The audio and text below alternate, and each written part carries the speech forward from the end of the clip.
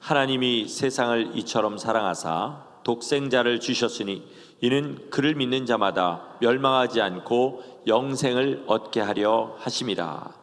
누가복음 13장 23절 24절입니다. 우리 한 절 제가 읽고 한 절 다 같이 읽겠습니다. 어떤 사람이 여짜오되 주여 구원을 받는 자가 적으니이까? 그들에게 이르시되 좁은 문으로 들어가기를 힘쓰라. 내가 너희에게 이르노니 들어가기를 구하여도 못하는 자가 많으리라. 아멘. 우리는 지금 이 자리에 천국을 소망하며 앉아 있습니다. 여러분 다 천국을 소망하시죠? 자, 우리 바울 사도가 이렇게 말했습니다. 만약에 부활이 없다면, 다시 말해서 영생이 없다면 이 세상 사람 가운데 우리가 가장 불쌍한 자이리라, 이렇게 얘기했어요. 여기서 우리라는 것은 바울과 그리고 그와 함께 동역하며 지내는 동역자들을 말하는 것입니다.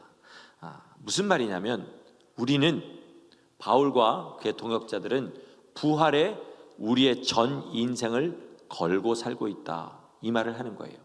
그런 의미에서 우리의 믿음을 점검해 볼 수 있는 길이 있습니다. 그것은 뭐냐면 만약에 부활이 없다면 그럼 내 인생은 뭐가 되는가를 한번 생각해 보시면 됩니다. 부활이 없다면 내 인생은 아무 의미가 없습니다. 그렇다면 제대로 된 믿음으로 주님 따라가고 계신 겁니다. 그러나 부활이 없다면 지옥도 없는 거네요. 그러면 뭐 괜찮죠 라는 생각이 드시는 분이 있다면 그러면 아직 제대로 주님 뜻대로 사는 삶이 아닌 것입니다. 그게 우리 믿음의 현주소인 거예요. 우리는 처음 예수님 믿을 때부터 이런 말을 참 많이 들었습니다. 주님의 말씀대로 완벽하게 순종하는 삶은 불가능하다. 그렇죠? 이 말은 맞는 말입니다. 다만 그 말을 하는 이유가 너무 불순합니다. 순전하지 못하다는 거죠. 무슨 뜻이냐면, 이 말을 하는 사람들이 대부분 하는 뜻은 뭐냐면 주님의 말씀대로 전적으로 순종하는 삶은 불가능해. 그러니까 너무 그거에 부담 가지고 살지 마, 이런 뜻입니다. 그죠? 정말 그렇습니까, 여러분? 성경이 뭐라고 하는지 우리는 생각해 봐야 됩니다. 이 세상의 종교 이야기를 우리가 하는 게 아니라 진짜 천국이냐 지옥이냐의 문제를 가지고 우리가 이야기를 하는 거예요. 그렇다면 제일 중요한 거는 사람이 뭐라고 하느냐가 중요한 게 아니라 주님께서 뭐라고 하시느냐가 가장 중요합니다. 성경 어디를 보아도 말씀에 전적으로 순종하지 않아도 괜찮다고 말한 곳이 없어요. 구약성경부터 신약성경 마지막까지 너희는 오직 내 말씀대로 살아라. 계시록 마지막에 어떻게 끝납니까? 누구든지 이 말씀에 자기 말을 더하는 사람은 이 성경에 예비된 모든 재앙들을 더할 것이고, 누구든지 거기서 말씀에서 자기 마음대로 빼는 사람은 거룩한 성에 참여하면서 재함을 받으리라, 이렇게 얘기했어요. 그러니까 말씀대로 살아야 된다는 것을 처음부터 끝까지 말씀하십니다. 한국에 베이직 교회라는 교회가 있는데 조정민 목사님이 심우하시는 교회입니다. 이분은 기자 출신이에요. 그래서 50대 초반에 예수님을 믿게 되었는데 기자의 마음으로 성경을 읽기 시작했습니다. 어떤 마음이냐면 제대로 읽고 무슨 말인지 사람들에게 보도하려는 마음으로. 그러니까 주님이 하신 말씀을, 기자는 뭐예요? 있는 사실을 있는 그대로 전해야 되잖아요. 그 마음을 가지고 성경을 읽고 또 읽었어요.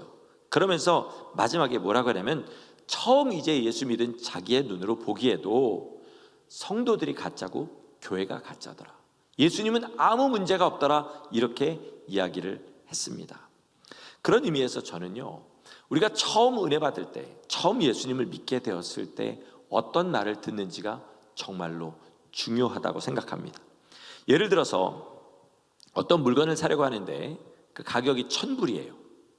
근데 어떤 사람에게 들은 거죠. 가격이 1,000불이더라. 그럼 어떻게 돼요? 1,000불 내고 사면 가격이 비싸다는 생각은 하지만 그게 제 가격이라고 생각하고 그냥 그런가 보다 합니다. 그런데 잘못 듣고 왔어요. 500불이라고 소문을 들었습니다. 근데 왔더니 1,000불이에요. 어떻습니까? 사면서도 왠지 500불을 손해본 것 같은 마음이 들죠.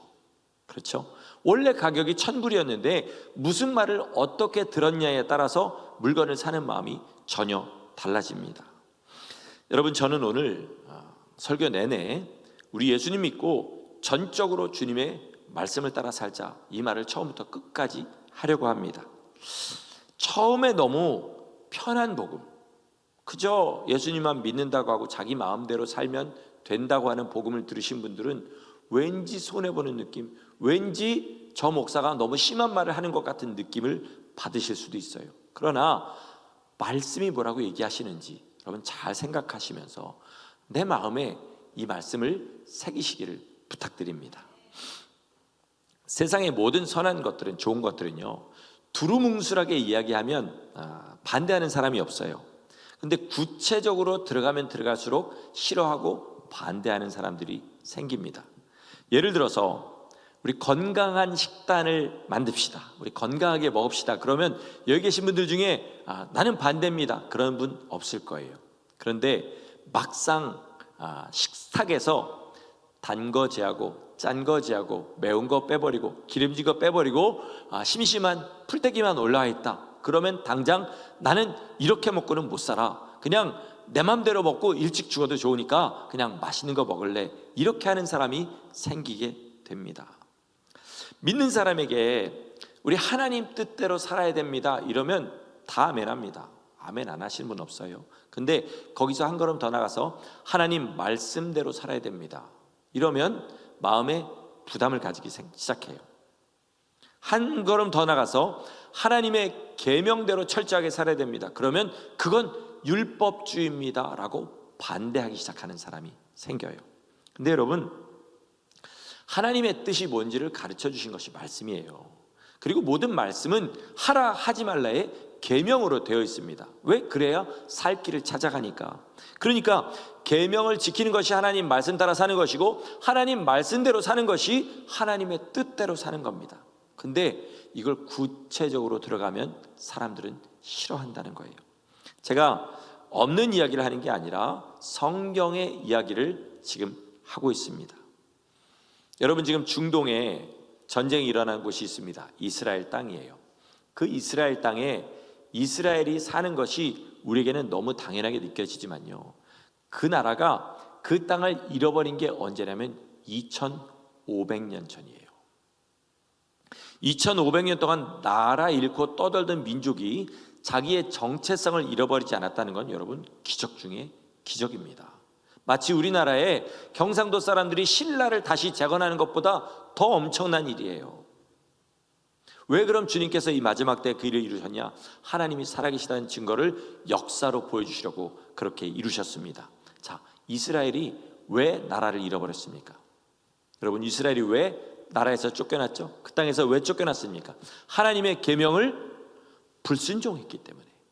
하나님이 700년을 참으셨어요. 그러나 700년 동안 계속해서 하나님을 시험하고 하나님의 말씀에 불순종했더니 결국은 쫓아내셨습니다. 그런데 하나님이 감정적으로 하신 게 아니라 처음부터 말씀하셨어요.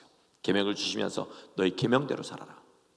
만약에 너희가 계명대로 살지 않으면 이런 일이 일어날 거고, 그리고 결국은 그 땅에서 쫓겨나게 될 거다.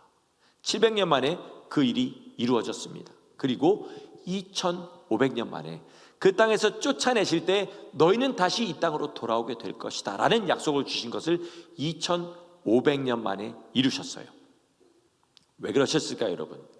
그 민족에게도 그게 증거가 되고 우리에게도 살아있는 증거가 되기 때문입니다.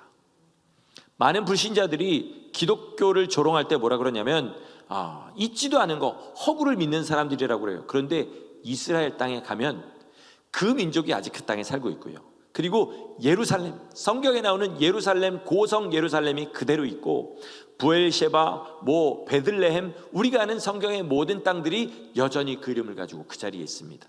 뭐예요? 역사적인 증거란 사실입니다. 그러면 주님께서 이것을 통해서 우리에게 뭘 말씀하시냐면, 내가 지금도 너희를 향하여 오래 참고 있다 라는 것을 가르쳐 주시는 것이고, 그러나 너희가 내 앞에 서게 될 때, 다시 말해서 죽어서 심판대 앞에 서게 될 때는 내 말씀대로 너희를 분명하게 심판할 것이다 라는 것을 가르쳐 주시는 겁니다. 오늘 말씀이 여러분에게 참 많이 부담이 될 겁니다. 저도 일주일 내내 굉장한 부담을 가지고 준비한 말씀이니까 잘 들으시고 맞는지 그런지 잘 생각하시기 바랍니다. 그러니까 여러분, 우리가 뭘 기대하고 뭘 상상하고 뭘 주장해도 하나님께서 말씀하신 대로 우리를 심판하실 겁니다. 그러니까 예수님을 믿고 그 말씀대로 살면서 그 말씀대로 심판을 준비하고 말씀을 따라서 회개하면 누구나 다 천국에 들어갑니다. 반대로 자기 보기에 좋은 대로 믿고 자기 생각대로 심판을 준비하고 자기가 회개하고 싶은 것만 회개하면서 그렇게 산 사람은 아무리 대단한 일을 한다 할지라도 천국에 들어가지 못합니다. 제 이야기가 아니라 주님의 말씀입니다. 대단한 일을 할 필요 없습니다. 사서 고생할 필요까지는 없어요. 말씀을 따라 살면 됩니다. 1986년도에 나온 미션이라는 영화가 있습니다. 우리가 잘 아는, 지금은 80살의 노장 배우인 로버트 드니로가 40대에 나왔던 그런 영화입니다. 그 사람이 멘도자라는 주인공 역할을 했는데, 이 멘도자는 뭐 하는 사람이냐면 이과수 폭포가 어딘지 아시죠? 사실 나이아가라 펄보다 거기가 더 크다고 합니다. 남미에 있는 폭포인데 그 근처에서 남미 사람들을 잡아다가 노예로 파는 사람이에요. 1700년대에. 이 영화의 시작이 이제 어떤 상태냐면, 이 사람이 이과수 폭포 위에 높은 데 절벽 위에 사는 그 원주민들을 많이 잡아가지고 노예로 팔아서 큰 돈을 벌어가지고 자기 동네로 돌아온 때로 시작을 합니다. 그런데 집에 돌아왔더니 자기 애인이, 부인이 아니라 애인이 자기 동생을 좋아하게 된 거예요. 동생도 자기 애인과 그렇게 같이 지내고 있는 겁니다. 그걸 보고 너무 분하고 화가 나가지고 동생과 결투를 해서 동생을 죽이게 돼요. 근데 동생을 미워하냐? 사랑합니다. 분한 마음에 그렇게 죽이고 나서 엄청난 후회를 하게 되고, 자기 스스로 자기를 그 카톨릭 수도원에 있는 감옥 같은 곳에 자기를 가둬버리고 죽을 날만 바라보고 있어요. 그때 가브리엘이라는 다른 주인공 신부를 만나게 됩니다. 그리고 신부가 이런 얘기를 해요. 참회의 길이 있다. 그랬더니 이 멘도자라는 사람이 택한 길이 뭐냐면, 자기가 그동안 원주민들을 사냥하는 데 썼던 모든 무기, 갑옷, 자기 동생을 죽였던 칼, 이런 것들을 이런 망태기 같은 데다가 다 집어넣고 끈으로 자기 허리에 묶고 그 이과수 폭포 위까지 올라가는 거예요. 그리고 거기서 원주민들에게 사과를 합니다. 그랬더니 원주민들이, 이미 그 원주민들은 예수님을 믿게 된 사람들이라 칼로 그 끈을 끊어줘서 죄의 짐이 끊어진 것 같은 어떤 그런 것들을 보여줘요. 감동적인 장면이지만, 여러분, 우리가 만약에 멘도자라면 뭐가 회개하는 길일까요? 그거를 메고 거기를 올라가야 될까요? 그건 아닙니다. 일단 뭘 해야 되냐면 노예 상인 일을 그만둬야 돼요. 왜 그만둬야 되죠?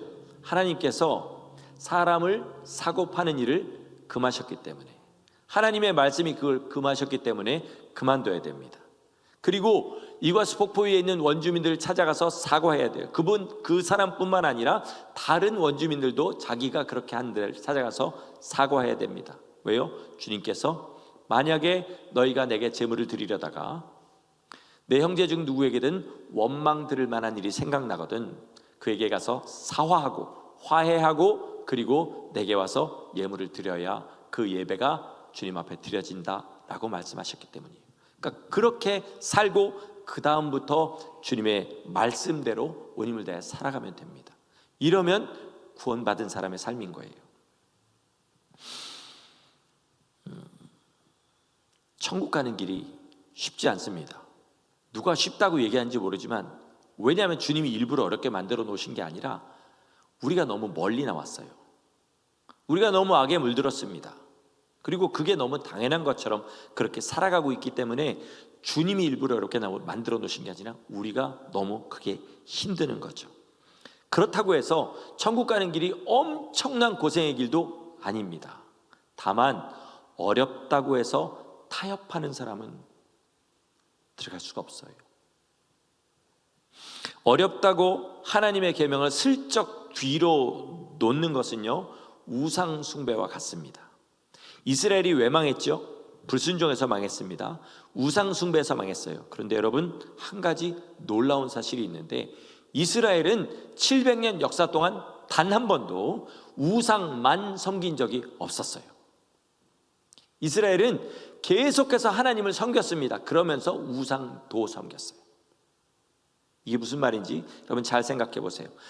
북왕국 최악의 왕이 아합입니다. 근데 아합 때에 그 땅이 우상으로 뒤덮였는데요, 나봇이란 사람의 포도원을 빼앗으려고 이세벨, 악한 아합의 그 아내가 누명을 씌웁니다. 무슨 누명을 씌웠는지 여러분 기억하세요?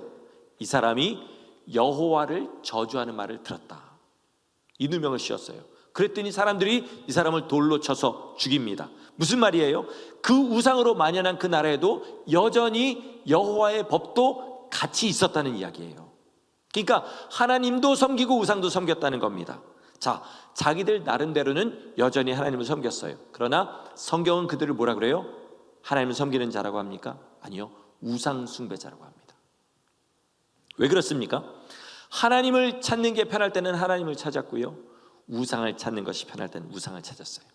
자기 마음대로 무엇을 순종하고 어떻게 살아야 될지를 결정했습니다. 회개도 자기 마음대로 했어요. 그러니까 그들은 우상 숭배자였던 거예요. 여러분, 하나님께서는요, 당신의 법을 전적으로 순종하는 사람을 당신의 백성이라고 하십니다. 하나님께서는 당신의 법이 온전히 지배하고 다스리는 나라를 하나님의 나라라고 부르세요. 우리가 하나님 나라 들어가려면 어떻게 됩니까? 하나님의 법이 곧 우리가 살아가는 기준이 되어야 되는 것입니다. 자, 우리를 한번 돌아보시길 바랍니다. 나는 하나님의 뜻대로 전적으로 살려는 결단이 내 안에 있습니까? 거의 없습니다, 여러분. 제가 이 설교를 한다고 해서 제 안에도 그 결단이 있느냐? 마지막에 말씀드리겠지만 저 안에도 그 결단이 없더라고요. 모든 사람이 이렇게 생각합니다. 하나님 말씀대로 살면 좋지. 하지만 정 힘들고 어려우면, 예를 들어서 경제적으로 너무 힘들면, 건강의 문제에 부딪히면, 가족의 문제, 관계의 문제에 부딪히면, 내 꿈과 하나님의 꿈이 부딪히면, 그러면 하나님의 말씀을 뒤로 놓을 수도 있다, 이렇게 생각해요. 그러면서 뭐라고 생각해요? 회개하면 되지, 이렇게 생각합니다. 여러분, 죄질 생각하고 회개하는 거는요, 애초부터 잘못된 겁니다. 성경은 뭐라 그러냐면 피 흘리기까지 죄와 싸우라고 이야기합니다. 굉장히 부담 많이 되시죠? 전하는 저도 부담됩니다. 그러나 주님 말씀이니까 전하는 거니까 잘 들으시기 바랍니다. 좋은 예가 있어요. 피 흘리기까지 죄와 싸운 좋은 예를 최근에 들었어요.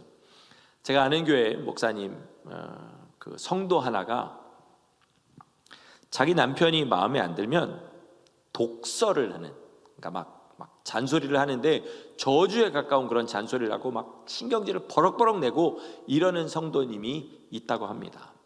근데 그것 때문에 남편이 상처를 많이 받는다는 걸 알아요. 그리고 자기가 예수님을 믿고 이래서는 안 된다는 것도 압니다. 그런데 상황만 되면 그냥 막 말을 그렇게 하게 되는 거죠. 그래서 어느 날 기도를 하다가 도저히 안 되겠어서, 하나님, 나 진짜 이제부터 아무 어려운 일이 있어도 남편에게 이렇게 하지 않겠습니다. 제 입을 틀어막아 주세요. 이렇게 기도를 한 거예요. 여러분, 분명히 아셔야 될 게 하나 있는데요, 하나님 앞에 구체적인 결단하고 구체적인 기도를 하잖아요. 그러면 그날부터 그 일이 안 생기는 게 아니라 더 생깁니다. 제가 목사 되고 집사람하고 싸우는 일이 별로 많지 않은데요, 언제 꼭 싸우냐? 오늘 새벽에 기도할 때 오늘은 진짜 내가 그리스도께서 교회를 위하여 피를 흘리신 것처럼 내 아내를 사랑하겠다, 그런 날 꼭 싸웁니다. 내 사랑을 안 받아줘요. 나는 사랑하겠다고 작정을 했는데 왜 나를 이렇게 대하냐, 이런 생각에 그날 꼭 아침 먹으면서 그것도 꼭 싸워요. 그래서 그런 기도를 어지간하면 안 하려고 합니다. 그러니까 이 성도님도 그 기도를 한 날부터 남편이 더 잘해주는 게 아니라 더 자기를 힘들게 하는 거예요. 자, 그러면 어떻게 할까요? 버릇대로 쏟아져 나올 거 아니에요. 입에서 쏟아져 나오려고 할 때 성령님께서 말씀하시는 거예요. 야, 너 결단했잖아. 성령님이 우리의 입을 꽉 잡아서 막아주시는 게 아니라 마음의 선택권을 주셔요. 다만 기억나게 하시죠. 너 결단했잖아. 그럴 때 이 성도님이 입술을 깨물었대요. 근데 입술 깨무는 것도 하루 이틀이지 너무 깨물다 보니까 나중에는 입술에서 피가 나더랍니다. 이게 진짜로 피 흘리기까지 싸운 거예요. 여러분, 주님 뜻대로 사는 것은요, 이런 겁니다. 절대로 좋은 마음으로 시작해서 좋은 마음으로 끝나는 게 아니에요. 이거를 알고 싸우셔야 됩니다. 오늘 설교에서 여러분 마음에 새기실 말은 이거예요. 주님의 말씀을 100% 순종해야 구원받는 거 아닙니다. 그러나 100% 순종하지 않아도 괜찮은 것이 아니에요. 그럼 도대체 어떻게 하란 말입니까? 어떻게 되냐면요, 이렇게 하셔야 돼요. 주님의 말씀을 100% 순종할 수 없다는 것을 알면서 100% 순종하려고 온 힘을 다하셔야 됩니다. 그죠? 이러면 너무 간단해요. 이 마음이 진실하면요, 우리 주님의 보혈이 역사하십니다. 하나님의 그 능력에, 예수 그리스도의 능력의 피 앞에 우리가 어떻게 나갑니까? 피 떨어지는 거 보이세요? 십자가가 어디인지 보이세요? 예수님이 지금 매달려 있는 거 보이세요? 안 보입니다. 어떻게 나가냐면요, 우리가 하나님 뜻대로 살겠다고 결단하고 또 결단해요. 그럴 때 죄를 짓게 됩니다. 알게 되죠. 마음에 정말 칼로 찔리는 것 같은 찔림이 와요. 그 찔림이 우리를 그리스도의 십자가 앞으로 인도하는 겁니다. 찾고자 해도 찾지 못하는 자가 많을 것이라고 하셨어요. 왜냐하면 진짜로 주님 뜻대로 살려가는 결단과 주님 사랑하는 마음과 천국의 소망이 없으면 절대로 십자가를 찾을 수가 없기 때문에 그렇습니다. 그 찔림을 가지고 십자가 앞에 나가면 주님의 보혈이 씻지 못할 죄가 없습니다. 그리고 우리를 처음에 그 순결했던 그 상태로 다시 돌려놓으세요. 그러니까 100% 순종하지 못했지만 100% 순종한 것과 똑같은 상태가 되는 거예요. 아멘이십니까? 이게 은혜입니다. 은혜는 거룩한 삶을 소망하고 주님을 사랑하는 사람에게 부어지는 것이지, 자기 마음대로 살고 구원도 받으려는 사람에게 부어지는 것이 아닙니다. 자, 그런데 이런 말 하면 꼭 이렇게 말하는 사람이 있습니다. 그러면 죽기 한 달 전에 회개할 거 다 회개하고 그리고 깨끗하게 주님 앞에 가면 되지 않겠습니까? 라고 이야기하시는 분들이 있어요. 우리 중에는 없습니다. 그러나 밖에 나가면 그런 사람들이 있습니다. 이런 분들에게 제가 어떤 인도의 영성 있는 목사님의 설교를 들으면서 충격을 받은 내용을 좀 이야기를 해드리고 싶습니다. 이런 이야기였어요. 결혼한 여자가 있습니다. 남편이 돈을 벌러 먼 타국에 갔습니다. 여자는 외롭다는 이유로 간음을 저지릅니다. 그런데 이 여자에게는 절대로 이혼하려는 마음은 없어요. 지금은 외로워서 이런 거고, 남편이 돌아올 때쯤 되면 나는 다시 정결한 아내의 모습으로 돌아갈 것이다라는 각오가 있습니다. 계획이 있어요. 자, 여자는 그렇게 생각할 수 있습니다. 그러나 남편이 만약에 그것을 안다면 그 여자를 아내라고 생각하겠는가? 이 목사님의 설교가 그 내용이었어요. 제가 얼마나 충격을 받았는지 모릅니다. 제 모습이거든요. 열심히 세상을 즐기면서 살다가 죽을 때 가서 회개하겠다, 주님 오실 때쯤 가서 은혜 받겠다, 이 마음이 무슨 마음이냐면 바로 이 여자의 마음인 거예요. 세상의 재리의 유혹, 육체의 정욕 때문에 주님 말씀에 내 삶을 주님 말씀에 계속 양보해가면서 그렇게 살면서 나는 믿는다고 생각하는 사람도 이것과 똑같다는 거예요. 주님이 다 아십니다. 과연 주님이 그 사람을 정결한 나의 신부다 말씀하시겠는가?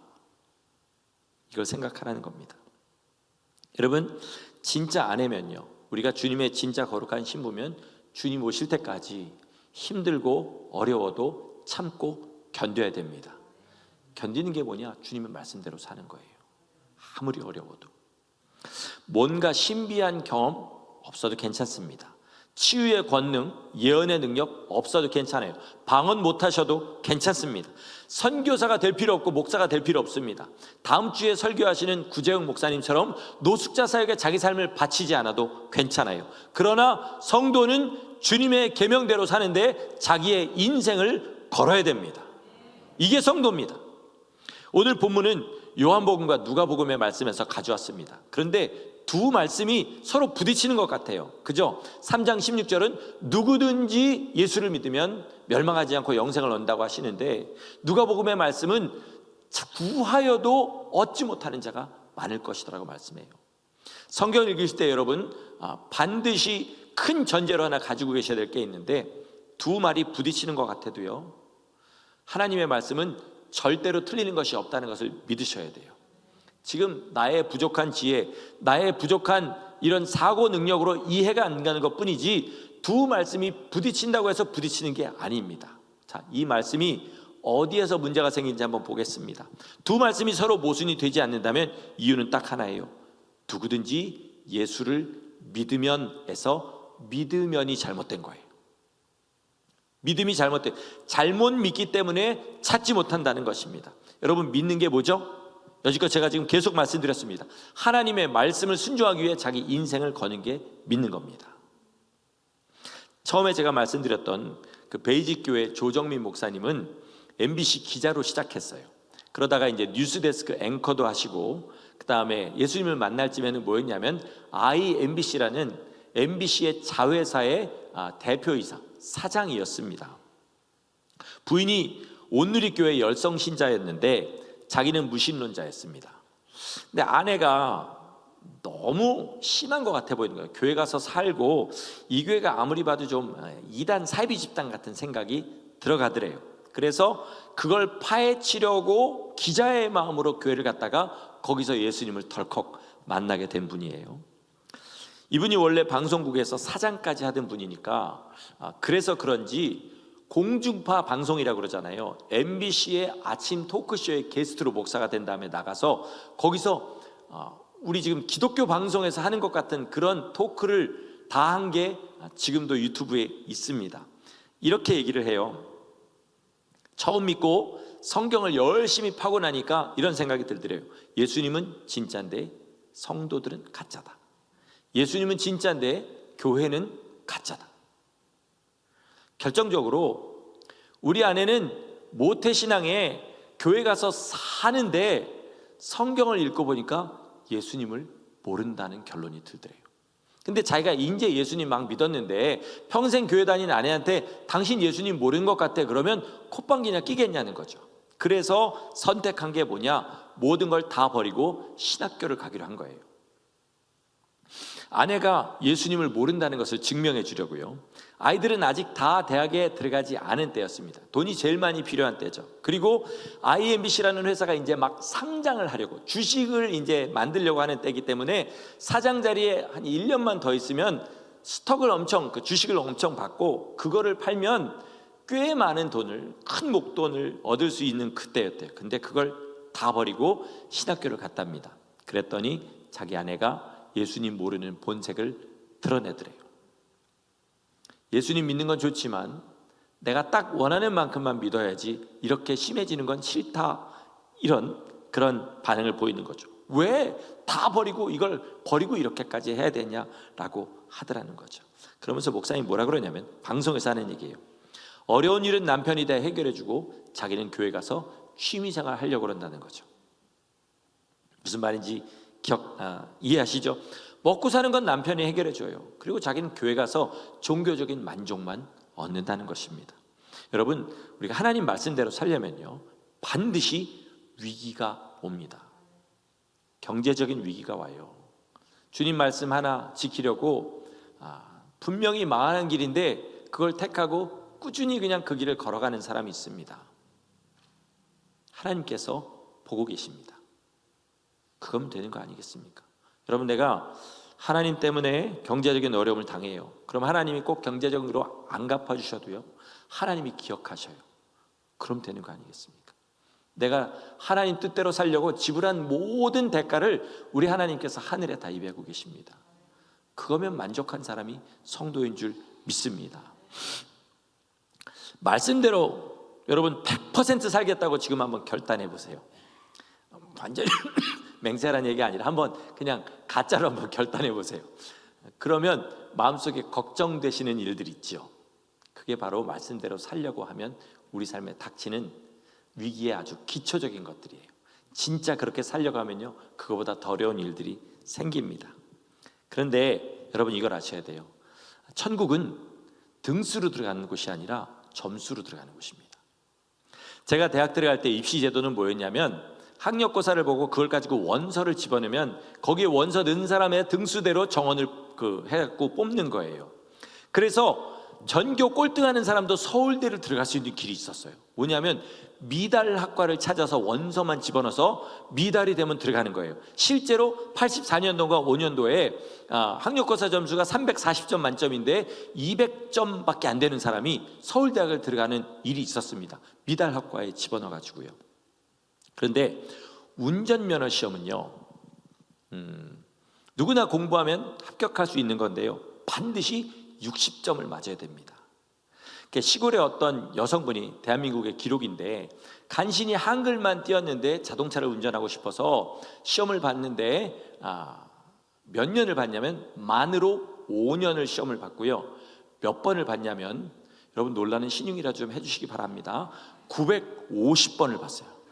950번. 인지대가 6,000원인데 인지대로 500만 원을 썼답니다. 차비하고 식대까지 하면 2천만 원이 들었대요. 운전면허 하나 따려고요. 여러분, 천국은 대학 입시랑 같을까요? 운전면허랑 같을까요? 운전면허랑 같습니다. 등수로 가는 게 아니라 점수로 가는 겁니다. 만약에 등수로 가는 거면 우린 천국 갑니다. 우리 뒤에 쫙 깔렸어요 지금. 그렇지 않아요? 이 시대에는 미달학과가 그냥 다 미달입니다. 그러니까 우리 정도면 충분히 천국 가요, 등수로 하면. 근데 점수로 하면 못 갑니다. 60점을 다 맞아야 돼요. 모든 사람이 다 60점 맞으면 다 들어가고요, 아무도 못 맞으면 목사라 해도 못 들어갑니다. 그 60점이 뭐냐? 예수님을 믿는 거예요. 예수님을 믿는다는 것은 오늘 주제가 뭐예요? 예수님의 말씀에 인생을 거는 겁니다. 산상수훈 마지막에 예수님이 이렇게 말씀하셔요. 나더러 주여 주여 하는 자마다 천국에 들어갈 것이 아니고 하늘에 계신 내 아버지의 뜻대로 행하는 자라에 들어갈 것이다 말씀하셨어요. 주여 주여 하는 사람들의 대표적인 스타일을 말씀하셨습니다. 뭐예요? 주여 주여 하면서 기도 열심히 하고 능력까지 행하고 그리고 자기 삶을 들여서 봉사하고 이런 삶을 산 사람들이요. 그런데 그 사람들이 주님 앞에 왔을 때 뭐라 그러신다고요? 불법을 행하는 자들아 내게서 떠나가라, 이렇게 얘기하신다고 그랬어요. 그러면서 바로 다음에 뭐라면 그러므로 이렇게 얘기하셔요. 그러므로 이건 뭐냐면 불법을 행하는 게 뭔지를 가르쳐 주시는 거예요.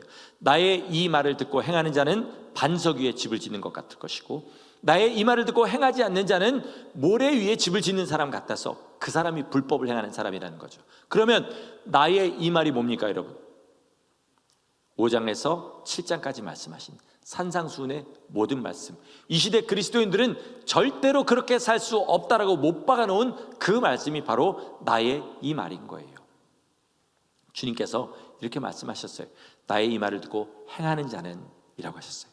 완벽하게 행하는 자라고 하지 않으셨고요, 그렇게 행하려고 온 힘을 다하는 자는 이라고 말씀하신 겁니다. 리즈 하월즈라는 중보 기도자가 있습니다. 이분과 동역자들 때문에 그 기도 때문에 2차 대전 때 독일이 패망했다라는 말이 있을 정도로 엄청난 중보 기도의 능력을 가지신 그런 종이에요. 근데 이분이 처음 예수님을 믿고 하나님의 종의 길을 걸어갈 때 주님께서, 성령님께서 직접 이분의 마음 가운데 뚜렷한 음성으로 들려주신 말씀이 있었어요. 뭐라 그러셨냐면, 이제 내가 네 안에 들어가려고 한다. 근데 내가 들어가면 너는 나와야 된다. 이렇게 말씀하셨어요. 이게 무슨 말인지 여러분 아시겠습니까? 네 인생의 주도권은 이제 너에게 없고 나에게 있게 된다. 이렇게 얘기하셨어요. 그리고 네가 택해라. 날짜를 주셨어요. 예를 들면 지금 같으면 12월 말일까지, 언제까지 네가 정해라. 그러면 네가 나한테 굴복하면 내가 내 안에 들어갈 것이다. 리즈 하월즈는 그 말씀을 듣고 엄청난 충격을 받고 그때부터 두려움으로 기도를 하기 시작했어요. 그리고 그게 어떤 삶인지 미리 너무 알 것 같으니까 정말 간절히 떨리는 마음으로 나중에는 그 시간이 가까울 때 울부짖었다고 그래요. 그리고 결국은 하나님 앞에, 하나님, 성령님, 내 인생을 주님 앞에 드리겠습니다. 내 안에 들어오세요 라고 했을 때 성령님이 들어오시고, 과연 성령님이 들어오신 다음부터 그 삶은 자기 마음대로 살지 못하고 성령님께서 말도 안 되는 것까지 인도하시고 주장하시는 삶을 살았다고 해요. 그 훈련이 얼마가 지나고 나니까 그때부터 하나님께서 그를 사용하시기 시작하는데 엄청난 부흥, 엄청난 기도의 응답들로 그 세계를 주무르는 기도의 능력자가 되었다는 말씀이 있습니다. 여러분, 주님 말씀에 100% 순종하는 게 어렵게 느껴지실지 모르겠습니다. 근데 우리 인생을 한번 돌아보세요. 하나님 말씀대로 지금 우리가 이 자리에 있는 것도요, 나름대로 순종하고 이 자리에 나온 거잖아요. 옛날에 교회 안 다니고 예수님 모를 때는 주일날 이 시간에 주님 앞에 나오는 거 상상도 못하던 일 아니겠습니까? 그런데 열심히 나오고 있어요. 왜요? 순종했기 때문에. 그죠? 그래서 이제는 자연스럽게 됐습니다. 안 믿는 사람들이 볼 때는 저 사람들 미쳤나 봐 하겠지만, 여러분들 내가 미친 것 같습니까? 당신 자신들이 미친 것 같이 느껴지세요? 아니죠. 너무나 당연하고 너무나 감사합니다. 저도 제 인생을 돌아보면요, 제 뜻대로 살려고 불순종하는 게 있고요, 그리고 무식하게 순종한 것들이 있습니다. 그때 불순종한 거는요, 순종하기 전까지는 계속해서 저를 괴롭혀요.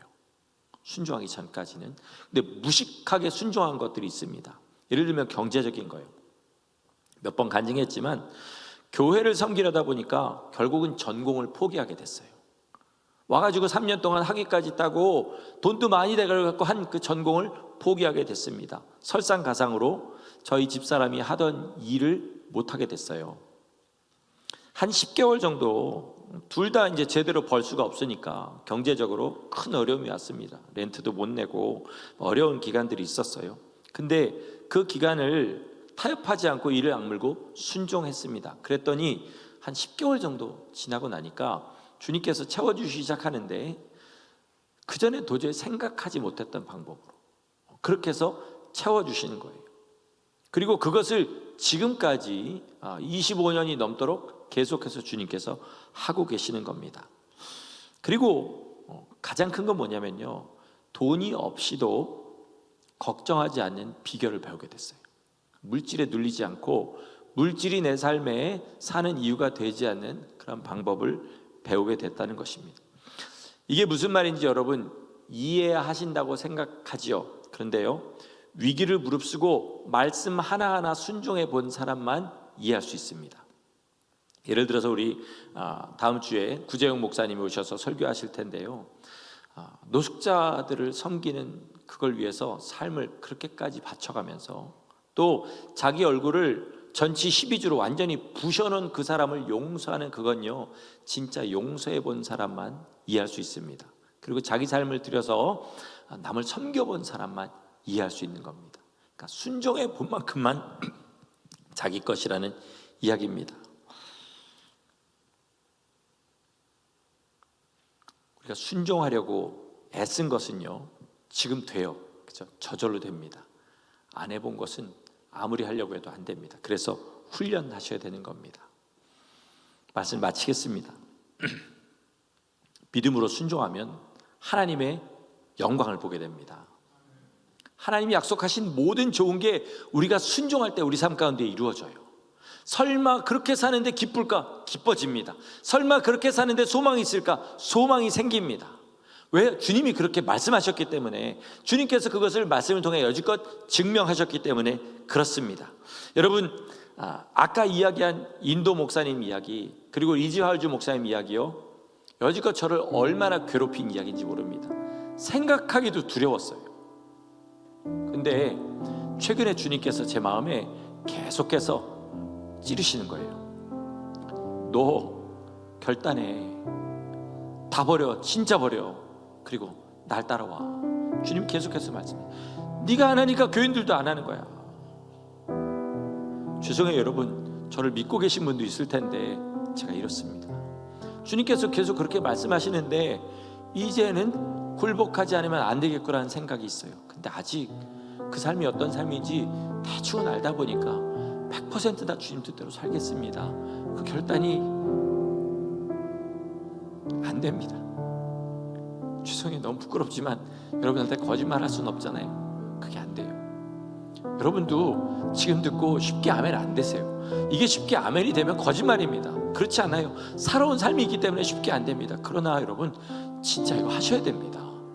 안 하면 내 믿음은 주님 앞에 거짓말인 거예요. 주님이 살아계시고 주님이 하신 말씀이 분명히 성경에 분명히 나와 있는데 나는 그 말씀대로 못 살겠습니다 라고 이야기하는 게 어떻게 믿음이 될 수 있어요? 그래도 나 천국에 들여보내주세요. 어떻게 그게 주님의 은혜에 감사하는 삶이 될 수 있어요? 말도 안 되지요. 그러니까 여러분, 일주일 동안, 아니 앞으로 남은 한 달 동안, 남은 삶 동안 언젠가는 분명히 주님 앞에 이 결단하실 수 있기를 예수 이름으로 축원합니다. 그래서 여러분, 우리가 말석이라 할지라도 천국에서 우리 서로 만나야지, 그렇지 않으면 천국에서 못 만납니다. 우리의 삶을 다시 돌아보시고 하나님께 가진 불만, 의심, 모든 나의 이런 거 다 내려놓으시고 오직 주님 뜻대로 살기로 작정하시고, 부족해도 주님의 은혜에 의지하고 끝까지 그 길 걸어가셔서 우리 천국에 다 들어가실 수 있기를 예수님의 이름으로 간절히 축원합니다. 아멘.